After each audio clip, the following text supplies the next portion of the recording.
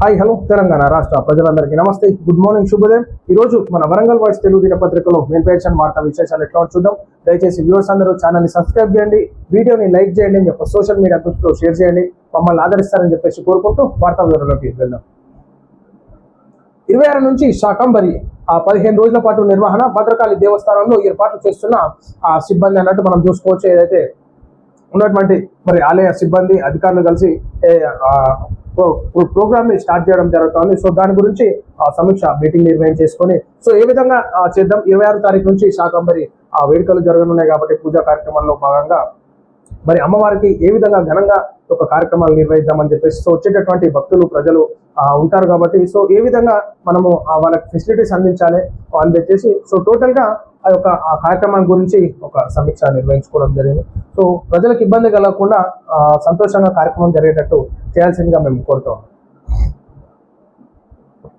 Emergency ఒక చీకటి అధ్యాయం. 1975 జూన్ 25 మర్చిపోలేని రోజు. బానిసత్వం లక్షణాల పర్యావసనమే ఎమర్జెన్సీ. దేశంలో ఎమర్జెన్సీ విధించి నేటికి 50 ఏళ్ళు. Darkest period of Indian democracy అన్నట్టు మనం చూసుకోవచ్చు. దీని గురించి చెప్పాల్సినటువంటి అవసరం లేదు. ప్రజలు ఎంతో మంది ప్రాణాలు కోల్పోయినటువంటి సంఘటన మనం ఎమర్జెన్సీలో అప్పుడు నిర్వహించినటువంటి 1975లో మనం ఒకసారి చరిత్రను తిరిగేసి తెలియని వాళ్ళు ఉంటే ఒక చరిత్రను తెలుసుకోండి. సో ఎమర్జెన్సీ వల్ల ఏ విధమైనటువంటి పరిస్థితులు మన భారతదేశంలో నెలకొంది. సో ప్రజలు ఎంత ఇబ్బంది పడ్డారు చాలా చెప్పుకోవాలంటే చాలా ఘోరమైనటువంటి పరిస్థితి కాబట్టి ప్రజలు చరిత్రల గురించి తెలుసుకోవాల్సిందిగా మేము కోరుతాం. చిక్కడు దొరకడు. విద్యాశాఖలో సీసీ దందా అంతా నేనే అంటూ గప్పాలు. డిఓను కలవాలంటే ఆయనను ప్రసన్నం చేసుకోవాల్సిందే. విద్యాశాఖ అధికారిని తక్కువ చేసేలా వ్యవహారం. వరంగల్ డిఓ కార్యాలయంలో ఆయనదే హవా అన్నట్టు. ఆయనదే హవా అంటే మరి డిఓ ఉండేందుకు లేకేందుకు ఉన్నటువంటి డిఓని కలవాలంటే ఫస్ట్ ఆయన అంటే ఈ శంషాన్ని కలవాలన్నమాట. ఫస్ట్ ఆ శంషాన్ని కలిస్తేనే అడిగిపోతాం. ఈ శంషతోనే మొత్తం పనేది అవుతున్నాయి అనమాట. మరి అధికారులు ఏం చేస్తున్నారో అర్థం చేసుకోవాలి.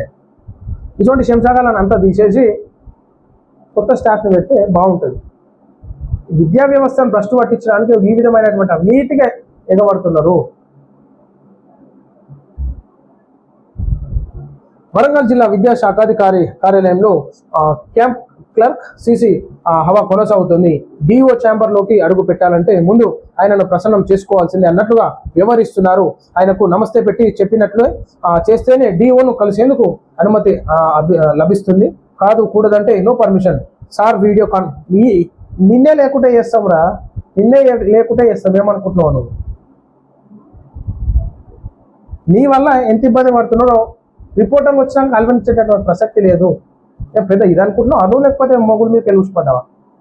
ఫస్ట్ ఈ 10 లక్షలు కూడా చెప్తే చక్కగా అవుతాడు. ఇంట్లో కూర్చోబెట్టి భజన చేపియాలి. కాదు కూడదంటే no permission. Sir video conference లో ఉన్నారు. స్టేట్ హౌస్ తో ఆన్లైన్ లో మాట్లాడుతున్నారు. ఇప్పుడు కుదరంటూ కటింగ్ ఇస్తారు. ఫోన్ ఉంటే ఎట్టి పరిస్థితుల్లో లోపలికి వెళ్ళేది లేదంటూ ఆర్డర్ వేస్తాడు. పాత్రికేయులకు సైతం మినహాయింపు లేదంటూ వారి వద్ద ఉన్న సెల్ ఫోన్లు లాక్కుంటున్నారు. గతంలో ఎన్నడూ లేని నిబంధనలు పెట్టి పైశాచిక ఆనందం పొందుతున్నారు. సభ్యతా సంస్కారాలను పక్కన పెట్టి అహంకారంతో విరవీగడంపై ఉద్యోగ సంఘాలు సైతం ఆగ్రహం వ్యక్తం చేస్తున్నాయి. ఇక్కడ తానే సుపీరియర్ అంటూ విద్యాశాఖాధికారిని తక్కువ చేసేలా వ్యవహరిస్తున్నారు. చిక్కడు దొరకదు అన్నట్లుగా జిల్లాలోని వ్యవహారాలన్నీ సీసీని చక్కబెడుతూ పర్సంటేజీల వారీగా పంపిణీ చేస్తున్నందున మరి వీళ్ళు డిఓ గారు ఎందుకు గమ్మున ఉంటారా? మరి ఏమైనా వాటా ఇస్తుందా లేకపోతే ఏమన్నా కార్యక్రమాలు జరుగుతున్నాయి అంతర్గతంగా?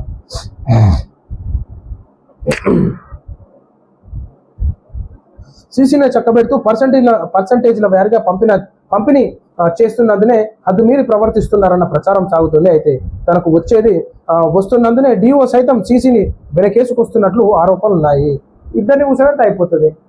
ఇద్దరిని సస్పెండ్ చేసి పత్రం చేతిలో పెట్టి దండేసి ఇంటికి పంపిస్తే అయిపోతుంది సాల్వగా.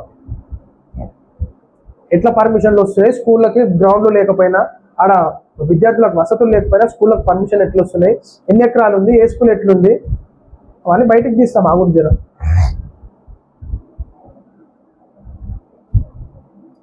సర్పంచులు లేరు, కార్యదర్శులు రారు. గ్రామాల్లో పెరిగిపోతున్న సమస్యలు పట్టించుకునే వారు లేక ఇబ్బందులు. అంటే ఇట్లుంది అనమాట. రేవంత్ రెడ్డి గారు సర్పంచులు లేరు, గ్రామ పంచాయతీ సెక్రటరీలు రారు. వస్తే వాళ్ళకు ఇన్ని ప్రజలందరూ వచ్చి ఇన్ని సమస్యలు చెప్తున్నారు, మితి మీద పెడుతున్నారు. ఏటికెళ్ళి సమస్యలు పరిష్కరిస్తారు?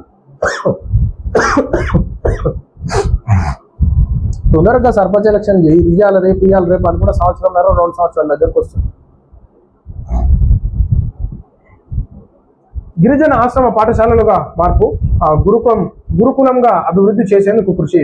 స్టేషన్ గన్పూర్ ఎమ్మెల్యే కడియం శ్రీహర్ అన్నట్టు స్టేషన్ గన్పూర్ ప్రైవేట్ స్కూల్ ఉంటే మొత్తం డిపిఎస్ మీరు ఇంత, ఎందుకంటే గిరిజన ఆశ్రమ పాఠశాలలుగా మార్పు, గురుకులంగా అభివృద్ధి చేసేందుకు కృషి అంటున్నారు. ఈ ప్రభుత్వ పాఠశాలలు, ప్రభుత్వ గురుకుల పాఠశాలలు, హాస్టల్ ఉన్నాయి కాబట్టి ప్రైవేట్ విద్యా సంస్థలకు పర్మిషన్లు ఇవ్వద్దు. అట్లయితేనే ప్రభుత్వ బడులు బాగుపడతాయి. అట్లా చేయరు ఫస్ట్. గిరిజన ఆశ్రమ విద్యార్థులు ఎక్కడ? కలెక్టర్ స్నేహ శబరీష్ 1000% తక్కువ ఉండటంతో సీరియస్ అన్నట్టు. మీరు ప్రైవేట్ స్కూల్ బంద్ చేయరు మేడం, ప్రైవేట్ స్కూల్కి పర్మిషన్లు ఇవ్వకూరి. అప్పుడు ప్రభుత్వ బడులు ఫుల్గా ఉంటాయి, నిల్లుగైన బడులన్నీ ఫుల్గా అవుతాయి. ఇంకా చర్య తీసుకొని ఆ ప్రైవేట్ స్కూళ్ళకి పర్మిషన్లు ఇవ్వకుండా ఇష్టానుసారంగా ఇవ్వకపోతే ఈ ప్రభుత్వ బడులు మొత్తం బాగుపడతాయి. ఫుల్ పర్సెంటేజ్ ఉంటుంది అటెండెన్స్. సో ఇది ప్రజల ఈరోజు మన వరంగల్ వాయిస్ తెలుగు దినపత్రికలోని మెయిన్ పేజెస్ అండ్ వార్తా విశేషాలు. అందరికీ సెలవు. నమస్తే.